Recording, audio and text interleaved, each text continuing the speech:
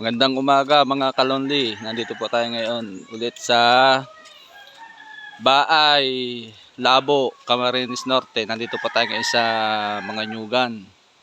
Ayan po, napakaganda po ng kanyang lugar. Oh. Sa mga nature lover dyan, tingnan nyo naman. Napakaganda ng kanilang lugar dito. Tapos dun yung ilog. Doon yung ilog nila. Oh. Sa babang iyon, yun ang ilog nila. Oh. Sa babang iyon. Yan po. Napakaganda po ng kanilang lugar dito. Kita nyo naman po. Kahit mainit, maliwalas kasi maraming puno ng kahoy. Ayan po siya.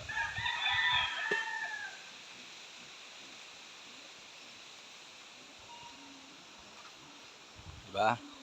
Napakaganda niya.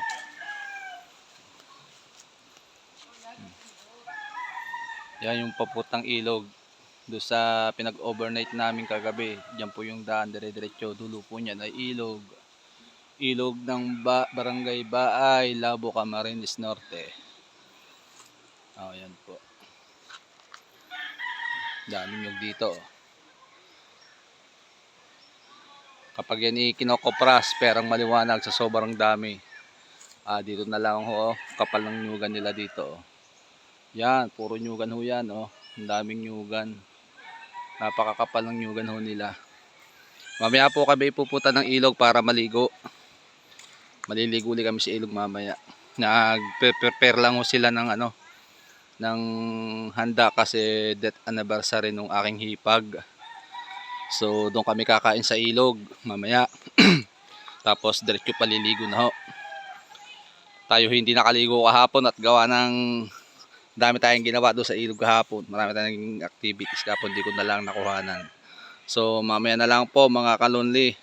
Update ko kayo mamaya pagbalik namin doon sa ilog para maligo. Ibibideo ko po para sa inyo.